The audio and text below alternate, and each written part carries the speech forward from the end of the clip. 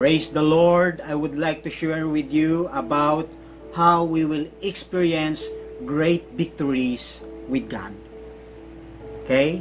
So let's read our scripture from Exodus chapter 33 verse 14 and 15 and from book of Psalms chapter 60. Let's read from Exodus chapter 33 verse 14 and 15 in New International Version. The Lord replied, "My presence will go with you, and I will give you rest." 15.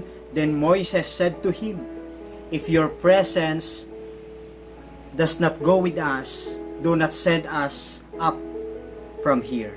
Sa Tagalog, sasamahan ko kayo at bibigyan ko kayo ng kapayapaan. Sagot ni Yahweh. Sinabi ni Moises, kung hindi ninyo kami sasamahan, wag na po ninyo kaming paalisin dito. Psalms chapter 60 verse 11 and 12. O Diyos, kami tulungan mo laban sa aming kaaway, pagkat ang tulong ng tao ay wala ng kabuluhan. Kung ang Diyos ang kasama sa panig namin, matatamo ang tagumpay, ang kaaway tatalunin. Praise God. Let us pray. Heavenly Father, we thank you for this privilege that we can come together in your presence, seeking your will, O God, and let your presence, Lord, be with us in the name of Jesus.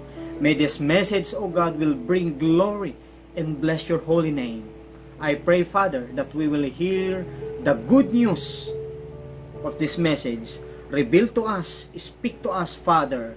Open our hearts and minds so that we will live to glorify you more and more. Be with us, Father. Thank you, Holy Spirit. This I pray in Jesus' name. Amen. Praise God. Kapatid, nais ng Diyos na personal mong maranasan ang tagumpay na ginawa ni Jesus sa krus. Gusto niyang maghari sa buhay mo. Meaning, umangat at umunlad ka sa buhay upang ang kanyang mga ipinangako ay iyong maranasan. At isa na ang pangako ng Diyos sa atin na tayo ay magtatagumpay. Amen po.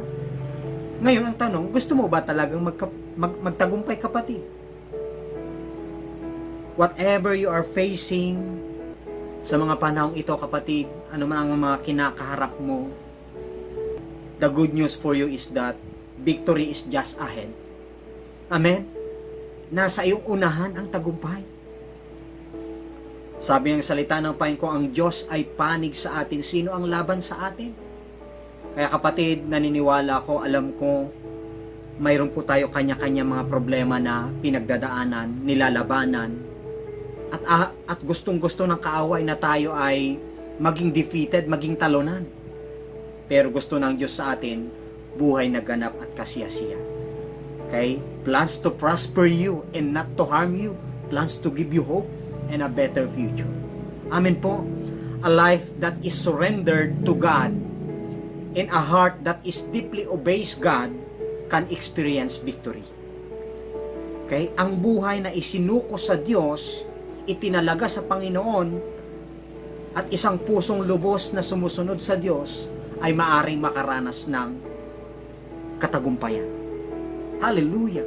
Alam niyo po, dun sa story ng ating pong binasa, ay si Haring David at ang kanyang mga hukbo ay nakaranas ng matinding pagkatalo sa labanan.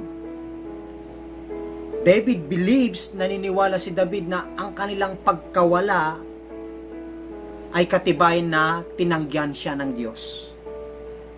Okay, sabi dun sa verse 1. Kaya nanalangin siya sa Diyos at naibalik siya sa dati niyang lakas kahit na hindi na ito karapat-dapat. So ginamit ng Diyos si David to unite para pag-isahin ang buong Israel at lupigin ang mga Philistine, Moab, Assyria, yung Edom, Ammon, at ang mga Amalekites. Ngunit bago manaig si David, bago sila magtagumpay, nag-alab ang galit ng Diyos sa Israel dahil sa mga kasalanan nito. Ang naging resulta, God removed His hands of protection. At ang Israel ay natalo sa larangan ng digmaan. Nag-suffered sila eh. Dito natin makikita na kung ano ang ating ginagawang pagkakasala o pagkakamali, laging may consequence. What you sow is what you reap. Kaya nga as an intercessor, pinangunahan ni David ang kanyang mga tao na magsisi sila, manumbalik sila, at managumpay sa pamamagitan ng biyaya lamang ng ating Diyos. Amen po. Kaya ayon po sa story, sa kabila ng kabiguan at pagkatalo nila David, sa kanilang pagsisisi, paglapit, pagdaing, at paghahanap sa Diyos, sila ay nakaranas ng restoration. Panibagong pag-asa at muling na-activate ang kanilang pananampalataya. Praise God. Kaya nga po, alam ni David na ang tanging pag-asa niya para sa tagumpay laban sa kanilang mga kaaway ay kung sasamahan siyang muli ng Diyos sa pakikipaglaban. Sabi doon sa Psalms chapter 60 verse 9 and 10, ang sabi po doon, sa lungsod na kinutaan, sinong kasama Panginoon? Sino kayang magdadala sa akin sa lupang Edom? Itinakwil mo ba kami? Kami ba ay iniwan na? Paano ang hukbo namin? Sino ngayon ang sasama? See, makikita po natin dito, no? Ang kanilang pagtitiwala sa Diyos ay naging paraan upang magsimula sila. Magsimulang magtagumpay. Ngayon, may tatlong bahalagang bagay po na gustong i-share sa atin ng Panginoon. 3 important keys to experience great victories with God. Una po dito ay, sabi doon sa verse 14 and 15 ng Exodus chapter 33, sasamahan ko kayo at bibigyan ko kayo ng kapayapaan. Sagot ni Yahweh. Sinabi ni Moises, kung hindi ninyo kami sasamahan, wag na po ninyo kaming paalisin dito. So ang mahalaga po dito, alam nyo po, isa sa susi para tayo ay magtagumpay kasama ang Panginoon ay mahalaga that be in God's presence at all time. Ibinigay ng Diyos kay Moises ang isang pangako. Ang aking presensya ay sasama sa inyo at bibigyan kita ng kapahingaan. Grabe. My presence will go with you and I will give you rest. The Hebrew word for rest means a comfortable, peaceful confidence. Grabe. Ang sabi ng Diyos, kahit ano pang mga laban o pagsubok ang harapin mo, you will always be able to find a quiet rest and confidence in me.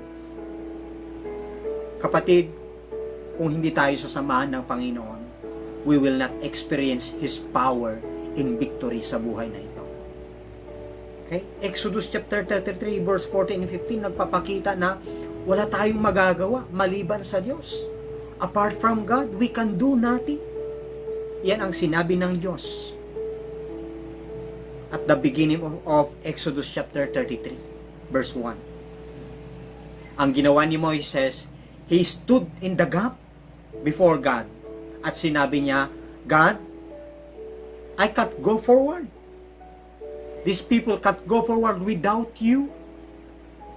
Alam niyo po, para tayo magtagumpay, mahalaga na aminin natin na wala tayong magagawa kung wala ang Panginoon.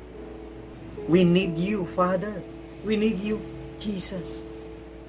Sabi nila, Diyos ko, hindi ako makasulong. Ang mga taong ito ay hindi makakasulong kung wala ka. Kailangan ka namin. Nandun yung pag-acknowledge nila sa presensya ng ating Panginoon. Ito ay isang pangakong ibinigay kay Moises at sa mga Israelita. Okay? Papasok na sila sa promised land, ngunit kinailangan ni Moises na humakbang sa pagitan ng mga Swail, mga rebellious, at yung tinatawag natin na stiff neck person. Mga matitigas ang ulo. Ang mga Israelita at ang Diyos. God personally and providentially lead Moses in the nation of Israel. So God offered something better than guidance. He promised to be their guide.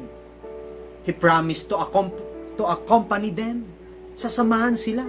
And to be with them. Yun ang maganda eh. Kaya nga mga minamalong kapatid sa Panginoon, kung noon lumalaban ka sa kahirapan na dinaranas mo, kasakitan o anumang battle na kinakaharap mo, pero ngayon isama natin ang Panginoon sa laban. At pagka na ito ay ibinigay natin sa Panginoon, and the Lord will fight for us. At ang laban ng Panginoon, sigurado tayo ay magtatagumpay. Amen po. Hallelujah. Praise God. Kaya nga, mga minamahal, ang tagumpay para sa isang mga mananampalataya ay nagmumula sa patuloy na kaugnayan sa Panginoon. Ongoing relationship with God. We need His presence, His protection, His wisdom, His direction, His strength. Lahat na yan ay nagmumula sa Panginoon. Kaya tayo po, mga minamahal, wala tayong may pagmamalaki sa harapan ng Panginoon. It is better to come to the Lord na samahan tayo sa lahat ng ating ginagawa. Gusto ng Diyos makilala natin siya. Being guided by Him is a part of that relationship. Okay, signs are temporary. A relationship is permanent. Tama po. Ang signs ay maaring ma-misinterpret yan. Maaring maling pagkabasa o hindi nakita. Okay? Nais ng Diyos na pangunahan tayo sa bawat hakbang ng ating buhay. Dahil nais niyang tayo ay magtagumpay. If we want to know God's will, we must get to know God. Para malaman natin ang kalooban ng Diyos, dapat kilalanin natin ang Panginoon. Ang gabay ay nakasalalay sa relasyon sa Kanya. Si Moises ay isang tunay na tao na nagkaroon ng tunay na pakikipagtagpo, encounter sa isang tunay na Diyos. Ang relasyong ito ay nagbigay sa kanya ng direksyon at patnubay na gusto niya. God is present in your life in every moment of every day. Siya ay naghihintay na abutin ka at tulungan kang mamuhay sa pamamagitan ng kapangyarihan ng banal na Espiritu. Live your life by the power of His Spirit. Amen po. Hallelujah. Being in God's presence, nagkakaroon ka ng kumpiyansa, pag-asa, kapayapaan, at kapanatagan. Nawawala yung takot, pangamba, pag-aalala, dahil alam mo andyan si Lord para sa iyo. Hallelujah. There is victory, kapatid, in God's presence. There is covering in God's presence.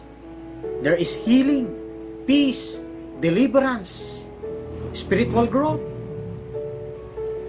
There is favor in God's presence. Amen po.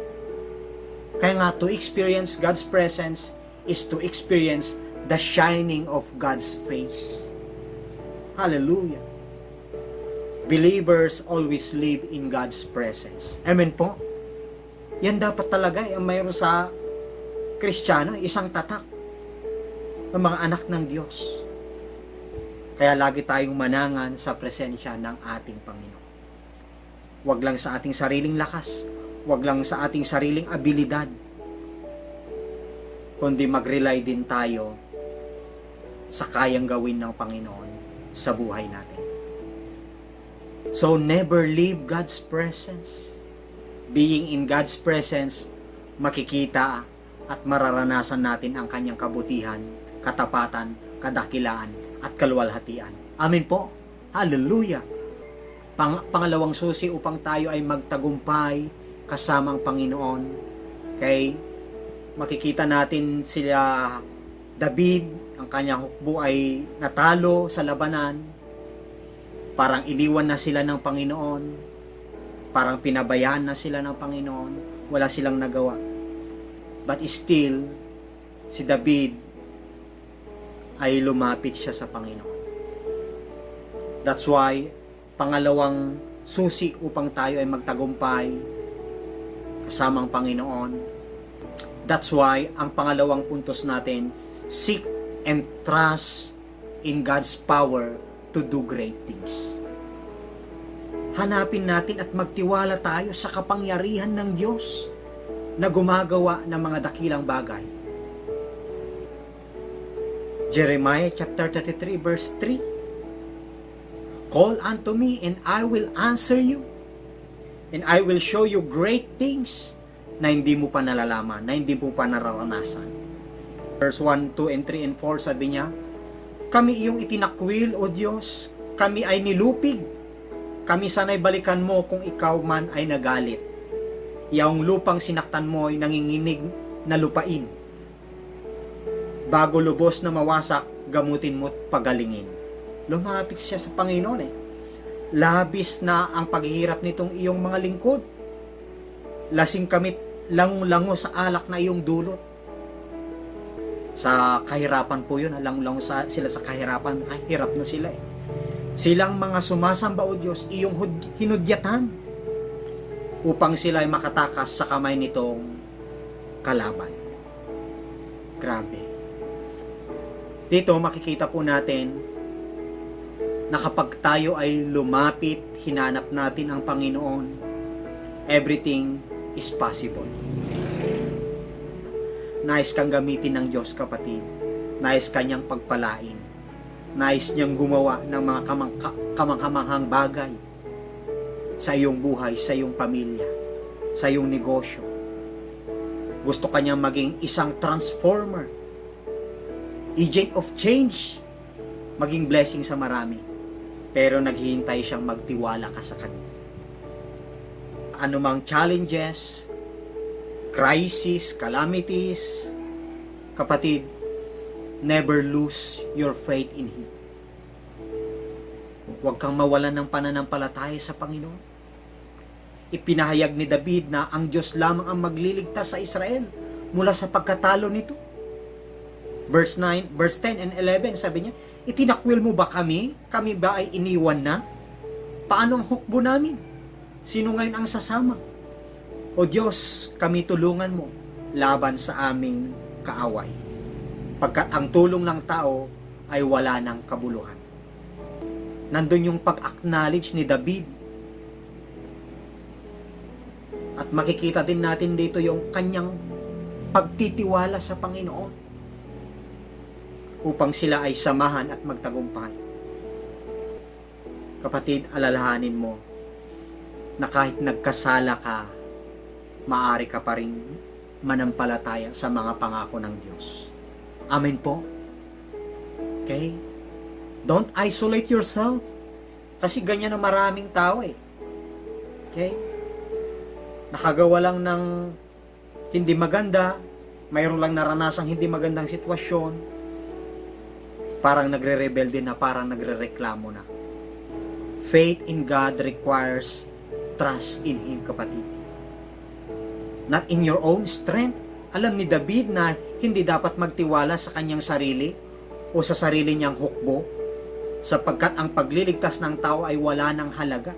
Sabi nga niya sa verse 11, kung naharap ka sa isang mahirap na sitwasyon, kapatid, huwag kang umasa sa iyong sarili, sa iyong sariling lakas, kakayahan, abilidad.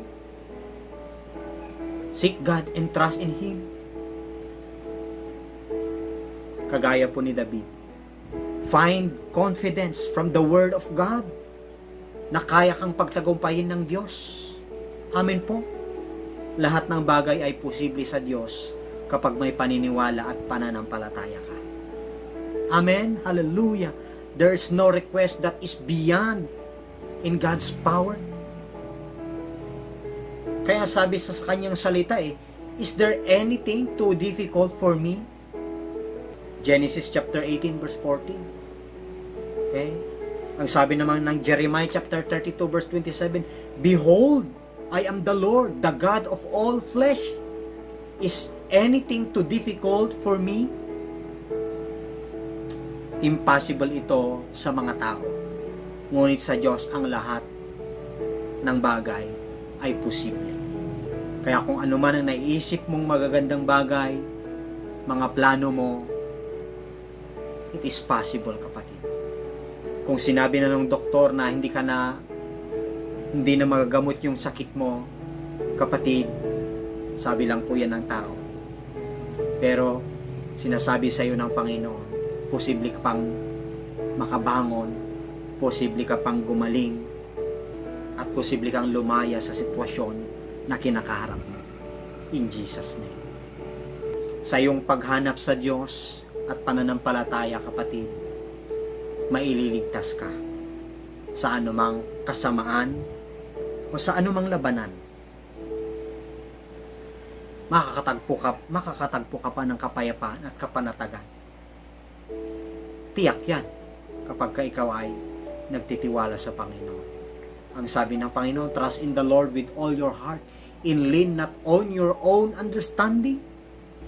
Acknowledge Him and He will direct your path straight. Sabi ng salita niya. Alam mo ba kung ano ang pinakamalaking pagsalungat sa iyong pananampalataya? You know what is your great opposition in your faith, kapatid? Hindi ito ibang tao, hindi ito yung mga kritiko, hindi rin kahit na ang dyablo. It's your own unbelief, kapatid. Ang iyong sariling kawalan ng paniniwala sa Panginoon. Kapatid, tandaan mo, may choice ka. Maaari mong piliing maniwala sa Diyos o hindi. Maaari mong piliing magtiwala sa Diyos o hindi. Maraming bagay na wala kang kontrol. But you can choose to have faith in God. Hallelujah. Do you want God to do big things in your life, kapatid? Then, start believing today. Hallelujah. Magsimula kang maniwala, kapatid. Trusting and believing God empowers you to do great things. Kaya i-develop natin yung ating pananampalataya sa Panginoon. Victory can be experienced after trusting in your deliverer. Who is our deliverer? Our God Almighty. Na siya yung ipinako sa krus, siya yung namatay, sa ikatlong araw muling nabuhay. Kaya kung ang kamatay na pagtagumpayan niya, tayo pa kayang mga anak ng Diyos. Kaya sabihin mo ngayon sa iyong sarili, I am victorious. Mananagumpay ako in Jesus' name. Okay? Kaya pasalamatan natin ang Diyos na siya ang nagbibigay sa atin ng tagumpay sa buhay na ito. Amen po? Everything has a purpose.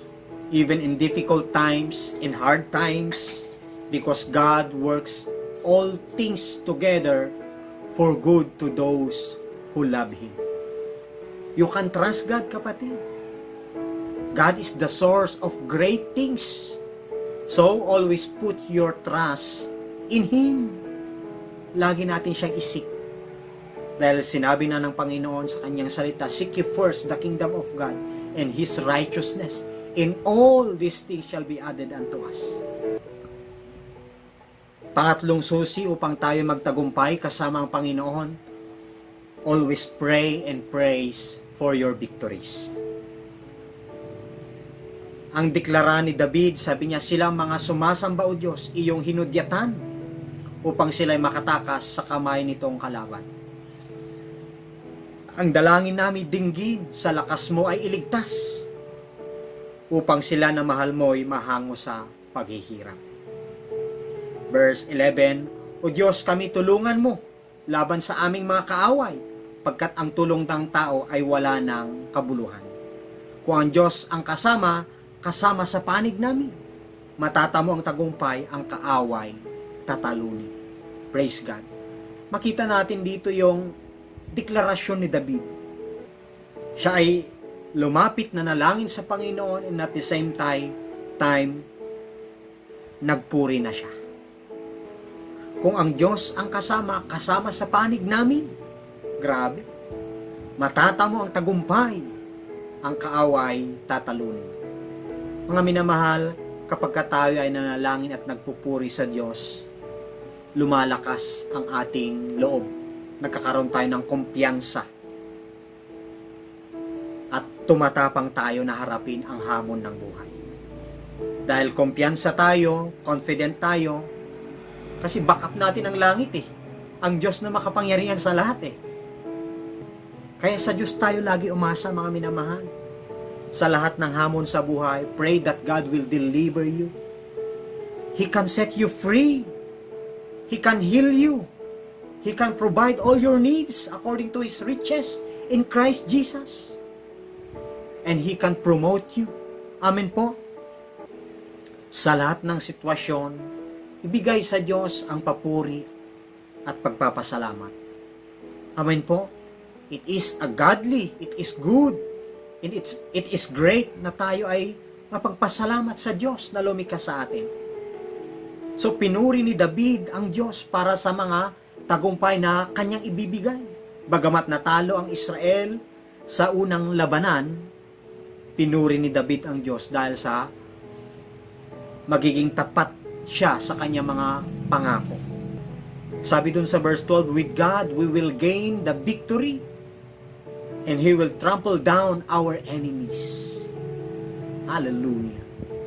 Naunawaan ni David na hindi kagustuhan ng Diyos para sa Israel na huminto sa pakikipaglaban at basta na lang makita kung ano ang gagawin ng Diyos. Sa halip, lalaban sila, ngunit lalaban sa pamamagitan ng Diyos.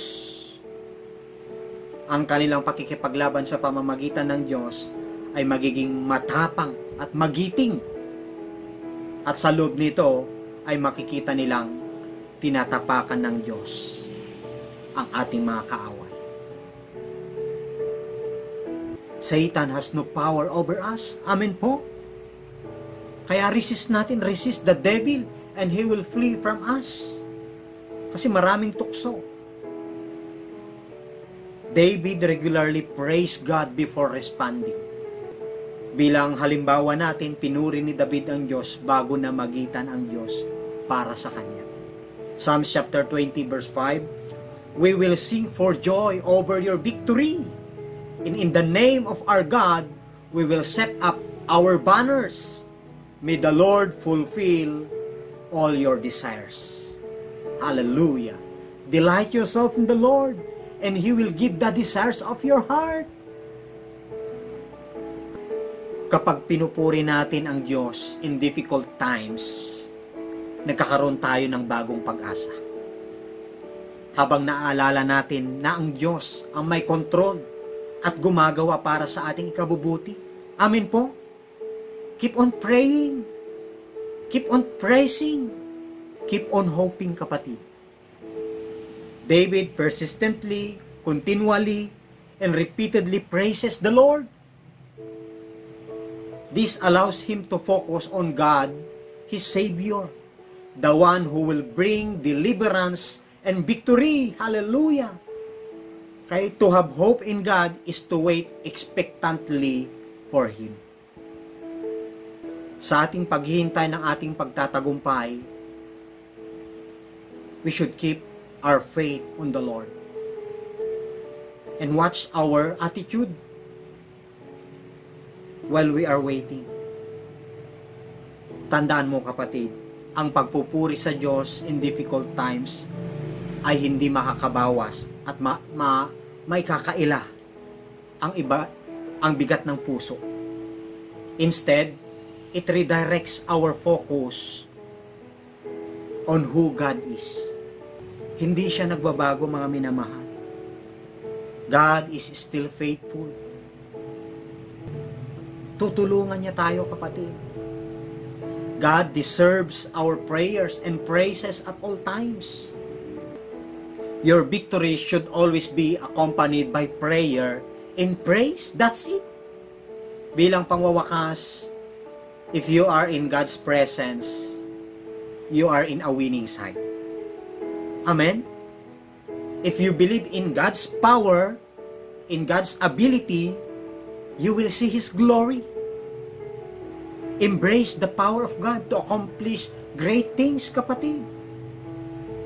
If we seek God, pray, and celebrate our victories, He will be close to us.